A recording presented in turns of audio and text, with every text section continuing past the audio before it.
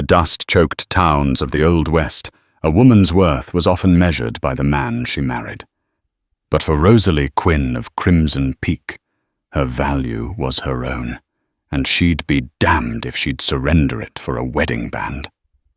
They called her too stubborn to marry, a whispered insult that followed her like a shadow. She was a woman as untamed as the frontier itself, her spirit a fortress against the prying eyes and petty judgments of a world that demanded she bend. Then he arrived, a man broken by war, a scout with a past as scarred as his leg, leaning on a hickory cane and carrying the ghosts of Shiloh in his eyes. He saw the fire behind her fortress walls, and he did the one thing no one else dared. He asked for her hand. This isn't a story of a woman saved by a man. It's the story of how two outcasts in a world determined to define them by their wounds found a love story no one saw coming. The town of Crimson Peak, nestled in a valley carved by the relentless winds of the American West, was a place built on grit and gossip in that order. And in the year of our Lord, 1879, no subject fueled the town's rumour mill more than Rosalie "Rosie" Quinn. At 27, an age when most women were wrangling their third or fourth child, Rosie remained stubbornly, resolutely unmarried. It wasn't for a lack of offers. Rather, it was a lack of interest on her part, a complete and utter refusal to be bartered like a prize heifer at the county fair. They call her too stubborn to marry, the women would whisper over their quilting bees, their needles darting as quickly as their tongues. A pity they'd cluck such a handsome girl if she'd only softened that granite jaw of hers. Rosie was more than handsome. She was striking. Her hair, the color of rich, dark soil after a storm, was often wrestled into a practical braid that fell to her waist. Her eyes, a startling shade of blue, missed nothing. They could assess the health of a horse at 20 paces, spot a brewing storm on the horizon, and most unnervingly for her, would-be suitors. See right through a man's carefully constructed facade to the quivering ambition or foolishness beneath. Her hands, unlike the pale, delicate things of other ladies her age, were calloused and capable. She could mend a fence with the same proficiency as she could stitch a wound, and she preferred the former. Her father, Thomas Quinn, a man whose pragmatism had been honed by decades of frontier life, had long since given up trying to corral his eldest daughter's spirit. He'd taught her to read ledgers, to understand crop rotation, and to shoot a rifle straight and true. In doing so, he had, as his wife Martha often lamented, made her entirely unsuitable for polite society. Martha Quinn loved her daughter fiercely, but she also despaired. Rosalie, my love. She'd plead, her voice laced with the gentle lilt of her Virginian upbringing. Mr. Finch is a man of means. His father owns the mercantile. You could have anything you desire. Rosie would look up from the book she was devouring, perhaps a treatise on botany or a history of the Roman Empire, and fix her mother with a level gaze. What I desire, mother, is not to be owned. And Mr. Alistair Finch looks at me as if he's purchasing a new mare, checking my teeth and assessing my breeding potential. Alistair Finch was by all accounts Crimson Peak's most eligible bachelor. He was dapper, with a carefully waxed moustache and a cravat that was always impeccably tied. He dripped with an air of self-importance that grated on Rosie's nerves like a rusty hinge. He had made his intentions toward Rosie clear, not with whispered sweet nothings, but with pronouncements to her father about the merging of their family interests. Their last public encounter had been at the Founder's Day picnic. Finch, smelling of bay rum and condescension, had cornered her by the lemonade table. Miss Quinn, He'd begun his smile not reaching his eyes. A fine day. Though a woman of your complexion should take care with the sun. A woman of my complexion, Mr. Finch, Rosie had replied, her voice cool and clear, is more concerned with the health of our cattle than the paleness of her skin. A concept I'm sure is foreign to you. He had sputtered his face, turning a shade of plum that clashed horribly with his cravat, while several townspeople within earshot stifled their amusement. The incident had only cemented her reputation. She wasn't just stubborn. She was sharp-tongued, and in a woman that was a sin second only to barrenness. Her younger sister Clara was everything Rosie was not. Sweet, biddable, and with a laugh that sounded like wind chimes, Clara was the town's darling. She was betrothed to a young rancher, and her days were filled with dreams of lace patterns and naming her future children. Oh, Rosie, Clara would sigh, her brow furrowed with genuine concern as she practiced her embroidery. Why must you be so contrary? Don't you ever wish for a home of your own? For a husband to cherish you? I have a home, Rosie would retort, gesturing to the sprawling Quinn ranch, and I cherish my own company far more than I would the company of a man who sees me as an ornament. Besides, she'd add a glint in her eye, I have you to worry about. I received a letter from Aunt Carol in St. Louis. She mentioned a Mr. Applegate there, a supposed man of industry, who turned out to be a swindler. It pays to be discerning.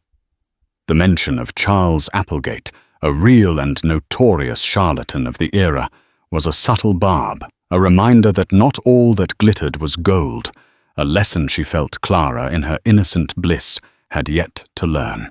Life in Crimson Peak continued in its predictable rhythm. The sun rose, casting long shadows from the jagged peaks that gave the town its name. The wind blew, carrying the scent of pine and dust. And Rosalie Quinn remained a puzzle, a woman who worked as hard as any man who spoke her mind without apology, and who met the world with a spine of steel.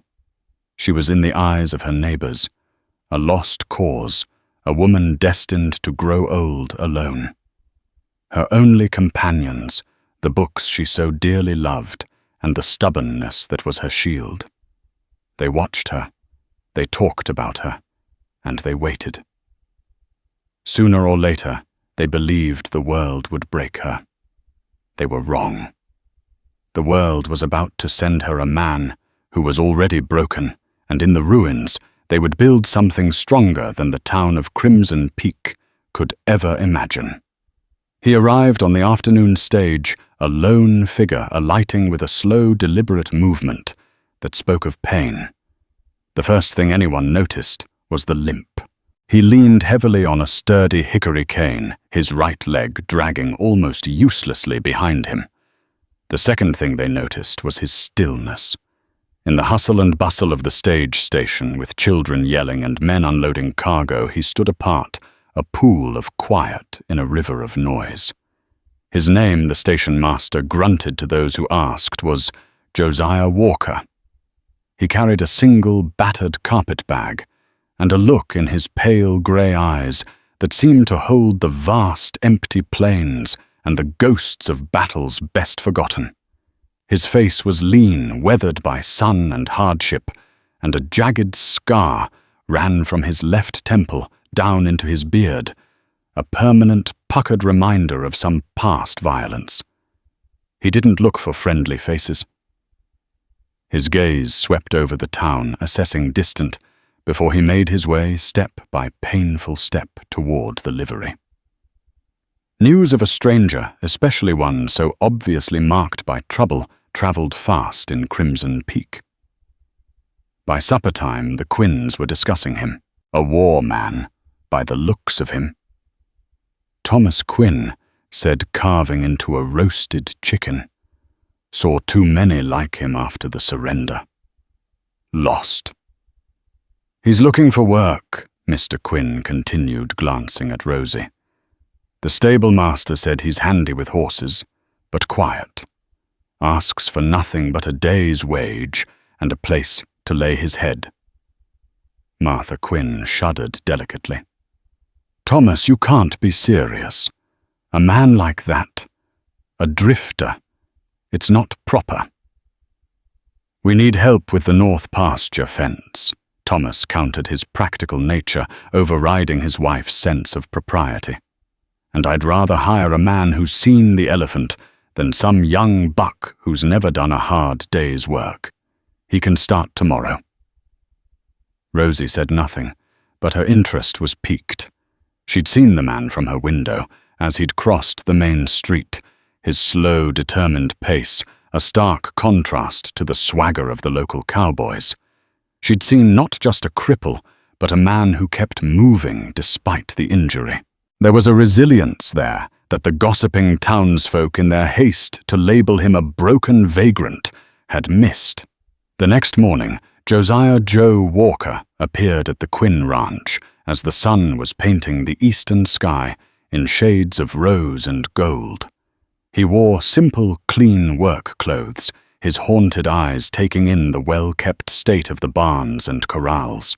Thomas Quinn explained the task, mending the long stretch of fence that bordered the wilder, rockier part of their land. It was hard, solitary work. "The wage is fair. You can take your meals with the hands in the bunkhouse," Thomas said. Joe simply nodded. "Thank you, sir." His voice was a low rasp, as if it hadn't been used much of late. Rosie's first direct encounter with him happened that afternoon. She was riding her spirited mare, Boudica, checking on a spring in the north pasture when she saw him. He was working with a methodical, unhurried rhythm, his movements economical and precise, despite his damaged leg. He'd removed his shirt in the heat, and she saw the landscape of his back, a road map of old wounds, silvery scars that crisscrossed his skin like angry tributaries. This was no single, clean injury. This was a man who had been torn apart and somehow stitched himself back together. Her horse, ever sensitive, shied at the sight of the stranger. Rosie calmed her with a firm hand and a soft word. Joe had stopped his work, his hand resting on a fence post. He watched her, his expression unreadable. He didn't offer a fawning smile like Alistair Finch, or a deferential nod like the other ranch hands. He simply looked at her, his grey eyes acknowledging her presence. "Your fence is well built, ma'am," he said, his voice carrying easily on the dry air. "Good cedar posts. Should last." It was an unexpected opening. He wasn't complimenting her appearance or commenting on the weather. He was talking about the fence. "My father believes in doing a thing right."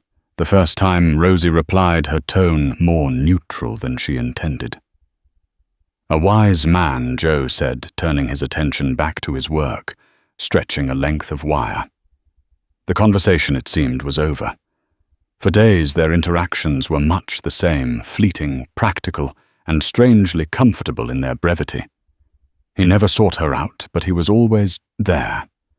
She'd find a gate, previously stubborn, now swinging smoothly on well-oiled hinges. A loose stone in the path to the springhouse would be replaced. Small, almost invisible acts of consideration.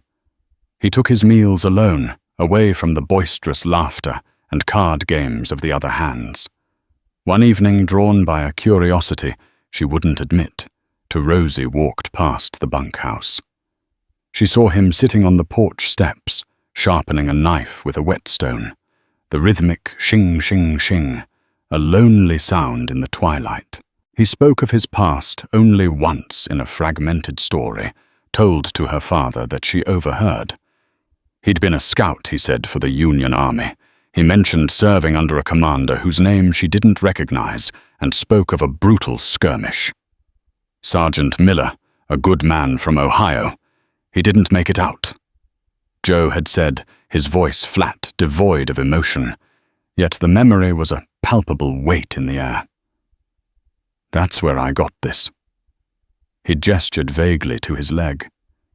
He never spoke of it again. The name Sergeant Miller was common, but for Rosie it put a face, however imagined, to the ghosts that haunted this quiet, broken man. The town, of course, had its own theories. He was a deserter, some said. A bounty hunter, others whispered. A man fleeing the law. His silence was a canvas onto which they painted their darkest fears and most lurid fantasies. Alistair Finch, in particular, took a dislike to the new hand, Quinn. "You should be careful," Finch warned her father at the Mercantile. "Hiring such riff-raff. It lowers the tone of a respectable establishment." Rosie, who had been inspecting seed packets nearby, turned. "Mr. Walker has done more honest work in a week than you have in your entire life, Mr. Finch. Perhaps it is the tone of your character that needs examining." Finch's face flushed, and he stalked away. But Rosie's defense of the quiet scout did not go unnoticed. The whispers in Crimson Peak shifted. The stubborn spinster and the broken soldier. What the town wondered could possibly come of that. They saw two damaged people. Two outcasts. They couldn't conceive that these two solitary souls might see something in each other that no one else could, a reflection of their own resilient, unyielding spirit. The courtship of Rosalie Quinn and Josiah Walker was not one of stolen glances across a crowded ballroom or flowery sonnets recited in the moonlight. It was a courtship conducted in the language of the frontier itself, silence, observation, and shared practical purpose.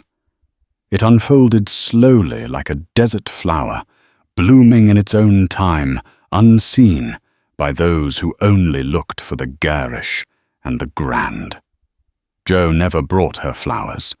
Instead, he'd leave a perfectly formed arrowhead he'd found by the creek on the porch railing for her, a silent acknowledgement of their shared appreciation for things forged by time and pressure. Rosie never batted her eyelashes at him. Instead, when she saw him struggling to lift a heavy roll of wire, she wouldn't call for another hand, but would walk over and take the other end herself. Her quiet assistance, a statement of partnership that required no words. He began to see the woman the town refused to. He saw her gentleness with a newborn calf, the way she spoke to her horse in a low, soothing murmur. He watched as she patiently taught a young ranch hand, a boy no older than 17, how to read using an old almanac as their text. He saw that her stubbornness was a fierce protective shell around a core of deep compassion and unshakable integrity. She wasn't hard. She was strong. There was a world of difference. And Rosie began to see beyond the limp and the scars. She saw the keen intelligence in his eyes as he tracked a stray steer, reading the story of its passage in the bent grass and overturned stones. She saw the quiet dignity with which he endured the stares and whispers of the townspeople. She saw a man who had faced the very worst of humanity and had chosen not bitterness, but a quiet, solitary peace. He wasn't broken. He was healing. One blistering afternoon, she found him by the creek, his bad leg submerged in the cool, rushing water. He wasn't wearing his boot, and she saw the full extent of the old injury. The flesh was a mangled tapestry of scar tissue, the ankle unnaturally twisted. It was a wound that would never fully heal, a constant nagging source of pain. Any other woman might have gasped or looked away in pity. Rosie simply dismounted Boudica and came to sit on the bank a few feet away, pulling a worn copy of Walden from her saddlebag. She didn't speak, didn't offer platitudes or sympathy. She just shared the silence with him, her presence a balm, not an intrusion. After a long while, he spoke, his voice low. "It bothers you to see it." She looked up from her book, her blue eyes meeting his grey ones without a flicker of revulsion. "It bothers me that it hurts you," she said simply. "It doesn't bother me to see it. A scar is just a story written on the skin." A flicker of something surprise, gratitude, something deeper passed through his eyes. In that moment, a bond was forged stronger than any flirtatious promise. He was used to people seeing his wound. He was not used to them seeing him.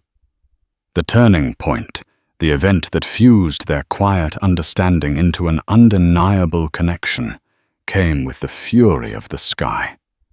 The storm rolled in without warning, a black-brosed monster that turned the afternoon sky to twilight. Rain came down not in drops, but in solid, wind-whipped sheets. The dry creek bed that snaked through the valley became a raging, muddy torrent in minutes. A flash flood. The panicked shouts of the ranch hands alerted everyone. A section of the lower pasture fence had been washed away, and a small group of heifers, including a prize-winning one of her fathers, were trapped on the wrong side of the rising water. Men on horseback charged toward, the chaos shouting orders, their efforts brave but disorganized. Alistair Finch, who had been visiting her father to once again press his suit, stood on the porch yelling useless advice and making a great show of his concern, while taking care not to get his polished boots muddy. Rosie was already moving. She grabbed a coil of rope, her mind working quickly, assessing the currents, the terrain. It was then that Joe appeared at her side, his limp more pronounced as he hurried. He didn't ask what to do. He saw her intent, and his mind immediately aligned with hers. The old oak. He said, his voice sharp and clear, cutting through the roar of the water. "Its roots will hold. If we can get a rope across, we can create a guide for them to follow to higher ground." It was a scout solution, quick, intelligent, and using the landscape itself as a tool. While others saw chaos, he saw a path. What followed was a masterclass in unspoken teamwork. He secured one end of the rope around the massive trunk of the ancient oak, his knots swift and sure. Rosie, mounted on Boudica, plunged into the churning water, the powerful mare fighting the current. It was a dangerous, reckless act, and her father yelled her name from the bank, his voice thick with fear. But Joe was calm. He was feeding out the rope, his hands steady, his eyes locked on her, his focus absolute. He shouted instructions not of command, but of guidance. To the left, let the current do the work. Keep her head up. Rosie reached the other side, soaked and shivering but successful. Together, they created a taut guideline. With Joe on one side and Rosie on the other, they guided the terrified cattle across the treacherous water one by one. It was grueling, terrifying work. By the time the last heifer was safe, they were both exhausted, covered in mud and standing in the pouring rain. The other men stood by, humbled and silent. Finch looked on his mouth slightly agape, his own inaction a stark contrast to their raw competence. As the rain softened to a drizzle, Rosie walked back across the now receding creek. Joe met her, his face grim with exhaustion, but his eyes shining with an emotion she had never seen there before. He reached out, not to touch her, but to steady a trembling heifer. Their hands brushed a brief contact of mud-caked, calloused skin. It felt more intimate than a kiss. That evening, as Rosie tended to a cut on her arm, she found a small, carefully wrapped package on her windowsill. Inside was a tin of medicated salve. She knew without asking who had left it. She also knew with a certainty that settled deep in her bones that something had irrevocably shifted between them. The town of Crimson Peak could whisper all it wanted. Their story was no longer written in silence, but in the shared experience of survival, in the quiet language of mutual respect. And it was far from over. A letter arrived for her father a few days later, a reply from a cousin in the East who had suffered a grievous injury. The treatment recommended by Dr. Samuel Mudd proved to be a godsend, the letter read. The name, that of the infamous doctor who had treated John Wilkes Booth, was a chilling reminder of how easily a man's reputation and his life could be ruined by association and circumstance, a lesson that would soon prove all too relevant for Joe and Rosie. The proposal, when it came, was as unadorned and direct as the man who delivered it. It happened a week after the flood on a Sunday afternoon. The air was washed clean, and the scent of damp earth and sagebrush filled the valley. Rosie was sitting on the front porch mending a leather bridle, her hands moving with practiced ease. Joe Walker approached not with the hesitance of a suitor, but with the steady purpose of a man who had made a decision. He'd cleaned up. His hair was damp and neatly combed. He wore a clean shirt, and he held his hat, not his cane, in his hands. He stood before her, the porch steps separating them. For a moment he said nothing, his grey eyes simply holding hers. The usual clamour of the ranch, the clang of the blacksmith's hammer, the chatter of the hands seemed to fade into a respectful silence. "Rosalie," he began, and the use of her full name, spoken in his low, resonant voice, sent a shiver down her spine. "I am not a man of property. I have no land to my name, no fortune to offer. What I have is a strong back, 2 willing hands, and a past that I don't hide, but that I don't let define me." He took a slow breath. "I have watched you. I see who you are. Not who they say you are, but who you are. You are honest, and you are strong, and you are kind. You are the truest person I have ever known." He paused, his gaze unwavering. "I am asking for your hand in marriage. I'm not asking you to be my wife in the way this town understands it. I am asking you to be my partner, to build a life with me side by side, to face whatever comes together." It wasn't a plea. It was a statement, a proposition between equals. He wasn't offering her a life of ease or luxury. He was offering her respect, a commodity she valued far more. He was offering her a partnership, the very thing she had always craved, but never believed she would find. Tears welled in Rosie's eyes, shocking her. She who never cried felt a profound, aching joy that threatened to overwhelm her. She set the bridle aside, her hands trembling slightly. "Yes," she whispered the word, feeling both momentous and perfectly natural. "Yes, Josiah. I will." A slow, genuine smile transformed his scarred face, reaching his eyes and erasing years of pain and solitude. He didn't rush up the steps. He simply nodded a deep, affirming gesture. The deal was sealed. If their courtship had been a quiet affair, the announcement of their engagement was a thunderclap that shook Crimson Peak to its foundations. Rosie told her parents that evening. Her father Thomas was taken aback, his fork clattering against his plate. He looked from his daughter's determined face to the memory of the quiet, capable man who had worked his land and saved his cattle. After a long, tense silence, he slowly nodded. "He is a good man, Rosalie. A man of substance." Her mother. Martha, however, was aghast. "Rosalie." "Quinn." "Have you taken leave of your senses?" she cried, her hands flying to her cheeks. A vagrant, a crippled drifter with no name and no prospects. After we have worked so hard, after Mr. Finch has shown such interest. What will people say? I do not care what people will say.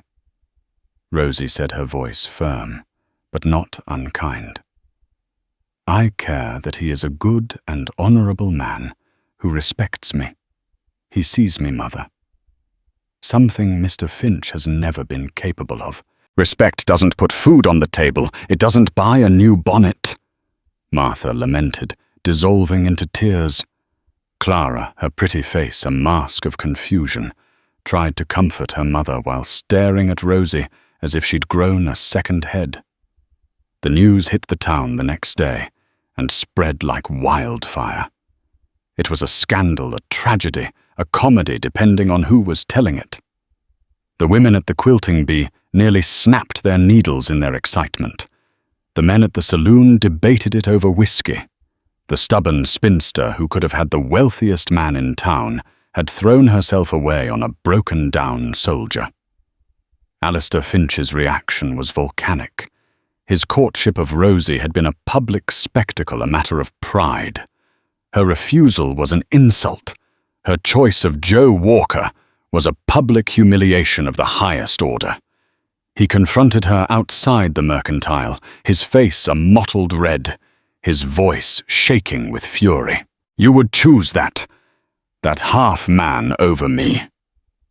He sneered, his voice loud enough for all to hear. Have you no shame, no sense of your own worth? He is nothing, a piece of human wreckage washed up on your father's charity. Rosie's composure was absolute. She met his rage with an icy calm that only infuriated him further. My sense of worth, Mr. Finch, is precisely why I am marrying him. He is 10 times the man you are, for he has faced true hardship and retained his honor. Something you in your pampered existence could never understand.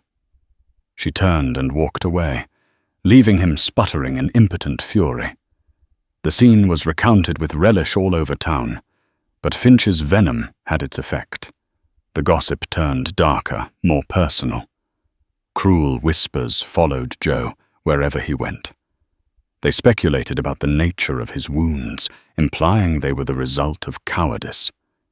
They mocked Rosie's choice, suggesting she must be desperate or deranged. The pressure mounted. Martha Quinn took to her bed, with a headache, refusing to see visitors. Clara pleaded with Rosie, her eyes full of tears. Think of the family, Rosie.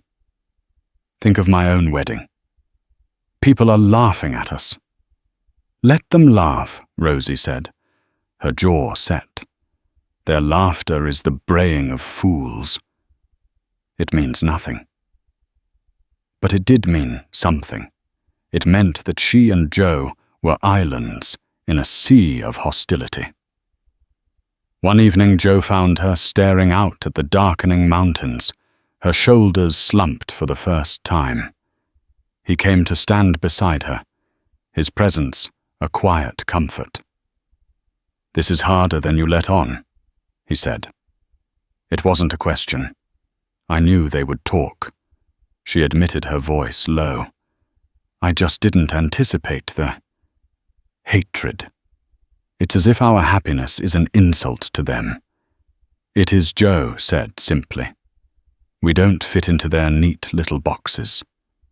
People fear what they don't understand, and they hate what they fear. He reached out and for the first time took her hand. His was rough and calloused, but his grip was gentle. But their hatred is their burden, Rosalie, not ours. We will not carry it for them. In his simple, profound words, Rosie found her strength renewed. He was right. Theirs was a private treaty, a nation of 2. Let the rest of the world rage. Within the fortress of their shared understanding, they were safe. But as they stood there, hand in hand against the world, neither of them knew that Alistair Finch's humiliation was curdling into something far more dangerous than gossip. He was not a man to forgive a slight, and his revenge would threaten to destroy not just their future, but the very foundations of the town that had judged them so harshly. Alistair Finch's public fury was merely a mask for a private, gnawing panic. His desire for Rosie Quinn had been twofold.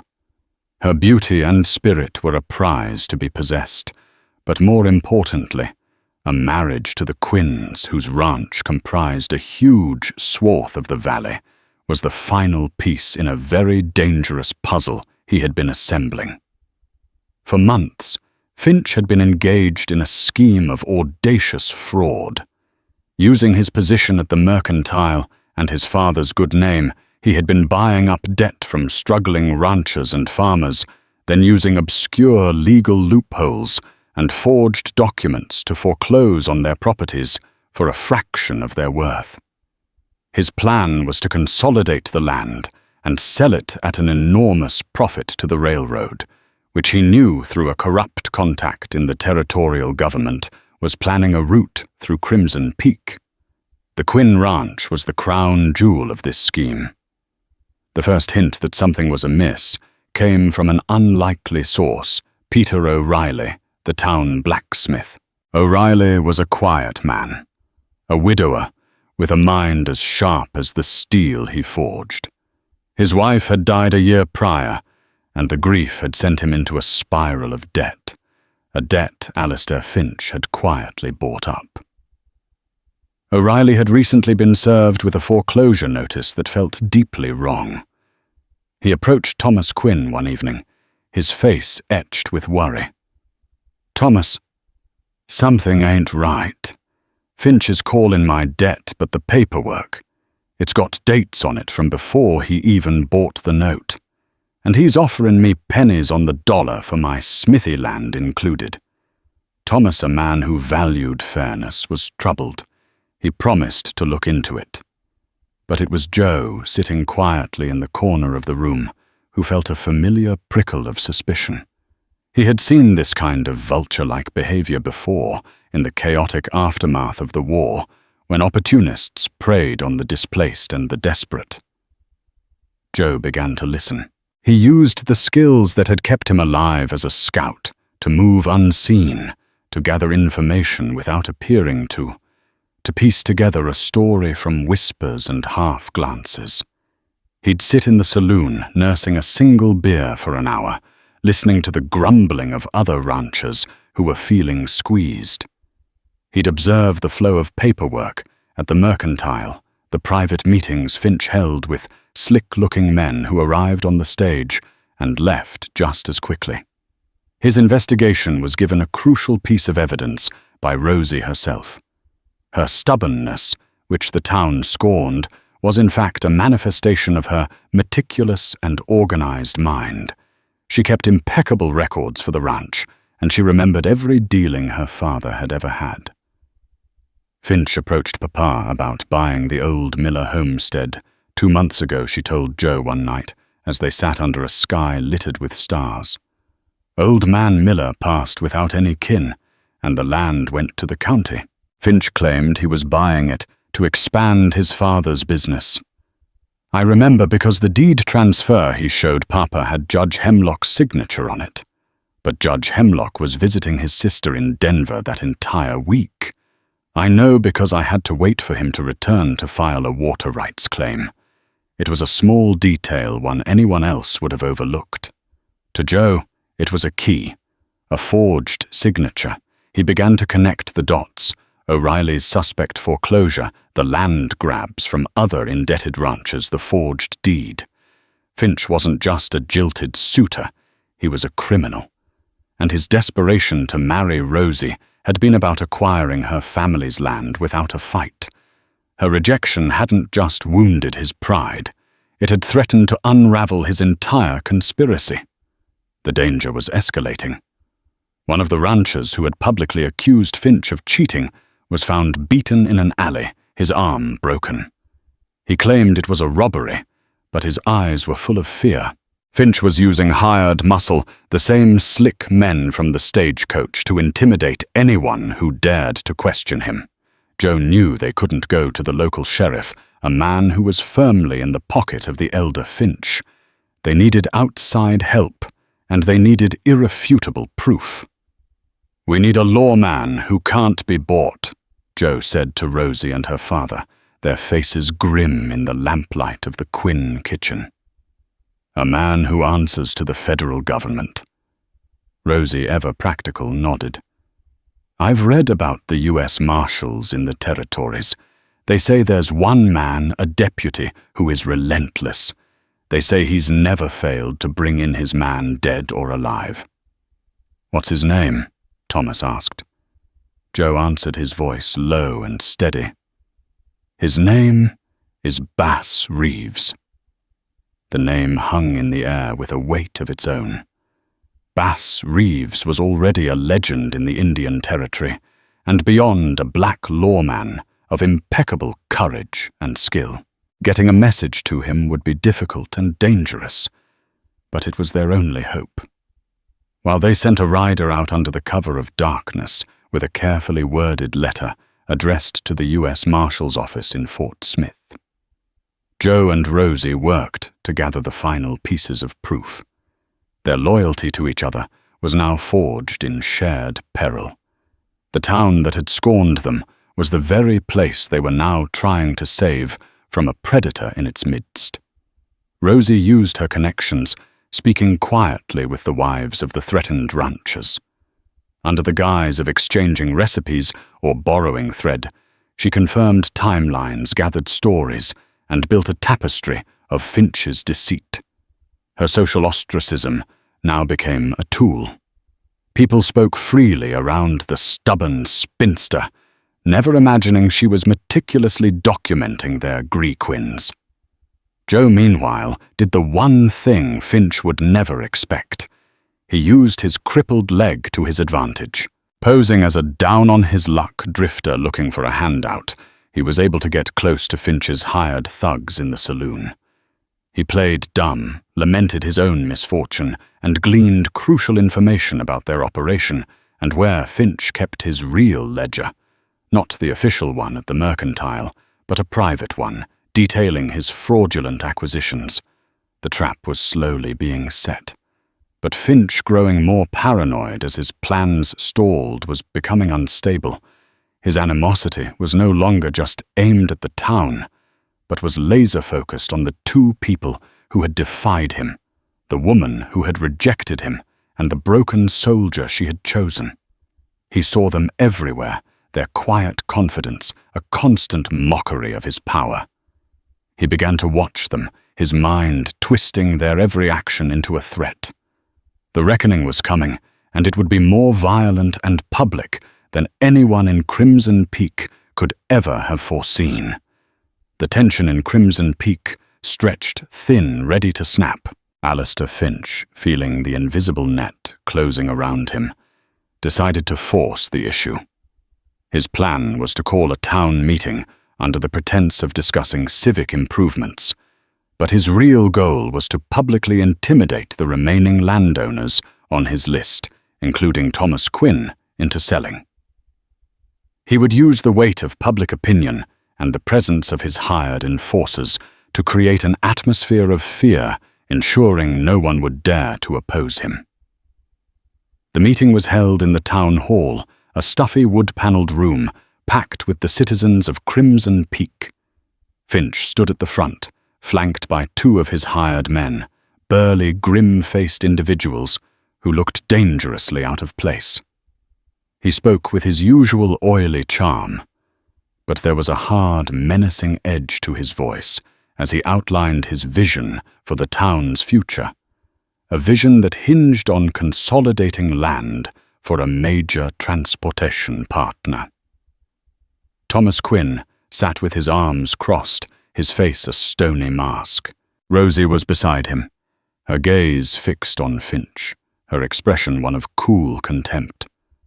Joe Walker, however, was not in the hall. He was at that moment engaged in a far more dangerous task. Using the information he had gathered, Joe knew that while Finch was grandstanding at the town hall, His office at the back of the mercantile, where the real ledger was hidden, would be empty. His bad leg, usually a hindrance, was now his cover. No one would suspect a cripple of being a cat burglar. He slipped down the back alley, the sounds of the meeting a low murmur in the distance. The lock on the office door was cheap. It took him less than a minute with a piece of wire. Inside the office smelled of Finch's Bay rum and stale cigar smoke. It was meticulously tidy, a testament to Finch's vanity. Joe went straight to the hiding place he'd been told about a false bottom in a large crate of imported French wine. Prying it open, he found it. The ledger. He flipped through the pages. It was all there, the illegal foreclosures, the doctored dates, the names of the ranchers he'd cheated, and most damningly the details of his agreement with the corrupt railroad agent. As Joe slipped the ledger inside his coat, he heard a noise. One of Finch's thugs, the one who was supposed to be guarding the front, had circled around the back for a smoke. Joe froze. The man's footsteps were heavy on the boardwalk, coming closer. There was no other exit. Joe flattened himself into the shadows behind the door, his heart pounding. The door creaked open. Back at the town hall, Finch had moved to the heart of his plan. "And so," he said, his voice ringing with false generosity, "for the good of the community, I am prepared to make a final fair offer to those few remaining property owners like Mr. Quinn who have yet to join our great enterprise."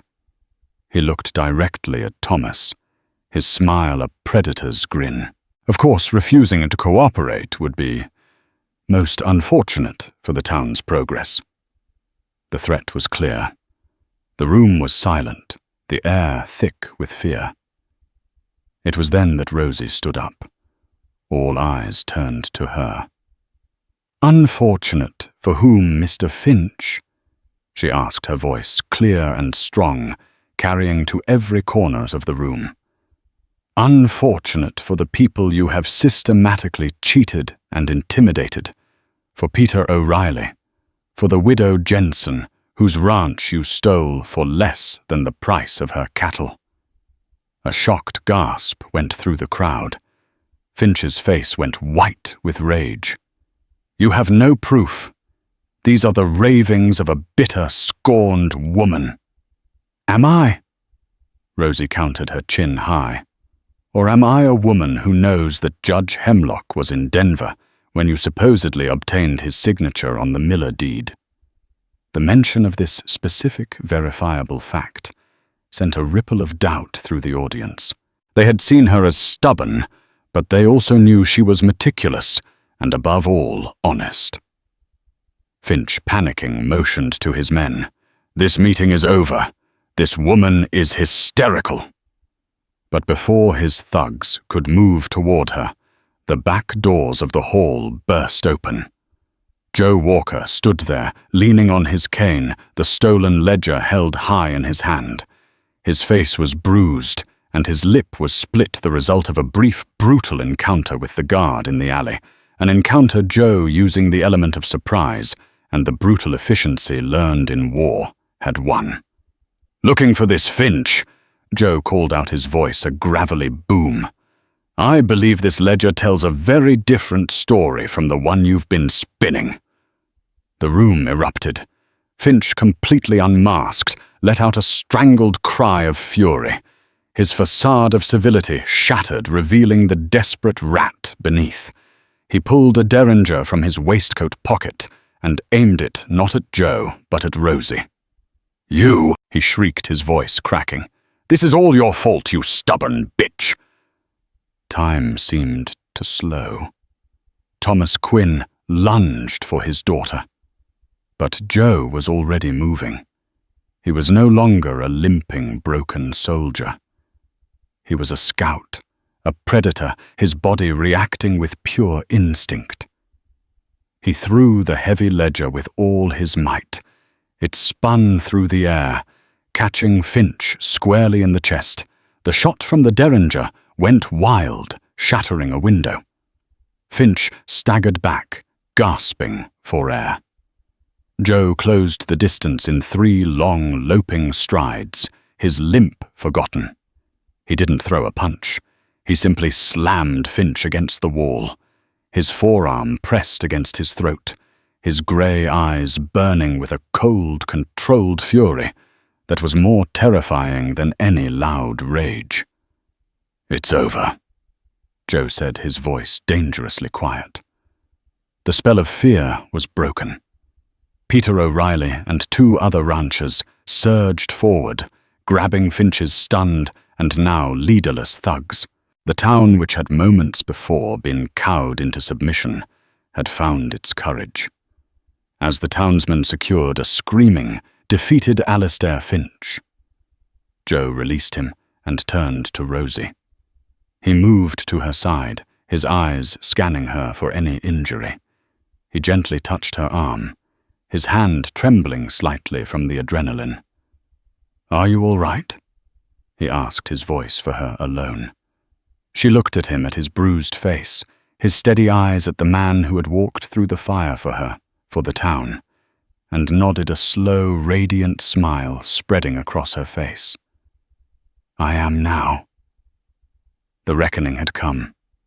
Not from a legendary lawman, but from the quiet courage of the 2 people Crimson Peak had so readily dismissed. The stubborn spinster and the broken soldier had not only saved themselves, they had saved the town from itself. The downfall of Alistair Finch was as swift as it was total. The ledger, with its damning evidence, combined with the testimony of a dozen emboldened townspeople, sealed his fate. When a U.S. Marshal, not Bass Reeves himself, but a stern-faced deputy, sent in his stead, finally arrived a week later, it was not to investigate a crime, but simply to transport a prisoner. Finch was gone, and the shadow he had cast over Crimson Peak went with him. The town was forced into a period of uncomfortable self-reflection. They had been so quick to judge Rosie for her spirit, and Joe for his scars. They had gossiped and mocked all, while a true villain operated in plain sight, preying on their neighbors. The public apologies were awkward and halting, but they were made. Mrs. Miller, the leader of the quilting bee, brought Rosie a peace-offering quilt. The saloon owner offered Joe free drinks for life, an offer Joe politely declined. They were no longer the stubborn spinster and the broken soldier.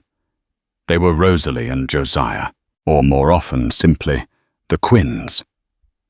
Their wedding was not the grand affair Martha Quinn had once dreamed of for her daughter. It was held on a crisp autumn afternoon on the porch of the Quinn Ranch, the same porch where Joe had made his simple, honest proposal. The guests were few. Rosie's parents, her sister Clara, Peter O'Reilly, and a handful of the ranchers they had helped. Thomas Quinn, his eyes shining with pride, stood beside his daughter. Martha, having finally understood that her daughter's happiness was more important than society's approval, wept quiet tears of joy. Rosie wore a simple dress of deep blue, the color of her eyes. She was not given away by her father like property. Instead, she walked to Joe's side and took his hand, 2 equals meeting to forge a union. The circuit preacher, a man with kind eyes, kept the service short and meaningful. When he pronounced them husband and wife, Joe didn't kiss her with a flourish of passion. He gently cupped her face in his hands, his scarred thumb stroking her cheek, and looked at her as if she were the only person in the world. The kiss they shared was a quiet promise, a seal on their private treaty. Their life together was not a fairy tale. It was something far better. It was real. They didn't magically inherit a fortune or live a life of leisure. They built their life with their own 4 hands. With the money her father gave them as a wedding gift, they bought Peter O'Reilly's smithy and the land around it. The foreclosure was of course nullified, but O'Reilly was ready to move on to start fresh in a new territory. Joe, it turned out, had a knack for working with metal, a skill learned out of necessity during the war. His hands, which had known the cold steel of a rifle, now learned the warm, pliable strength of the forge. He shod horses, mended plows, and created tools that were known throughout the valley for their quality. His limp never vanished, and on cold, damp days the pain was a heavy burden, but he never complained. On those days, Rosie would be there, her presence a silent comfort, ready with a hot poultice and a shared cup of coffee. Rosie did not become a demure housewife. She became the backbone of their shared enterprise. She ran the books with a sharp mind that no one dared call stubborn anymore. She planted a large garden, its bounty feeding them and providing extra income. She continued to read, to learn to engage with the world on her own terms. Her sharp tongue was now seen for what it was, a sharp wit and a keen intelligence. Their home was not filled with the clamor of a dozen children, but with the quiet hum of mutual respect and deep abiding love. Their evenings were spent reading by the fire, sometimes in comfortable silence, sometimes discussing everything from politics to crop rotation. They were partners in every sense of the word. They had faced the judgment of the world and the malice of a dangerous man, not by changing who they were, but by holding fast to it. Their love story became a quiet legend in Crimson Peak, a cautionary tale for gossips and an inspiration for those who felt they didn't fit. It was a story not of a damsel in distress and a knight in shining armor, but of two strong, solitary souls who saw the truth in each other. They understood that scars were not signs of weakness, but symbols of survival.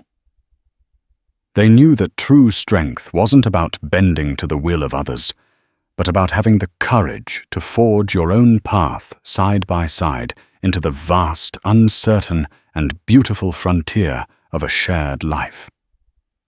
They had been called outcasts, but together they had found their home. And so the story of Rosalie and Josiah comes to a close. It's a powerful reminder that the strongest love stories aren't always the loudest. They're often found in the quiet spaces, in the shared glances, in the unwavering support when the world turns its back. It's a testament to the fact that our scars don't define us, and that a spirit that refuses to be broken is the most valuable thing a person can possess.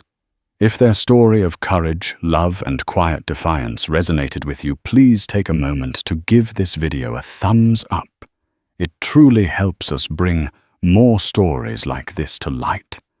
Share it with someone who appreciates a tale of true grit and unconventional love. And most importantly, if you haven't already, please subscribe to our channel and ring that notification bell. We have so many more legends and unsung heroes of the past to share with you, and we wouldn't want you to miss a single one. Thank you for listening.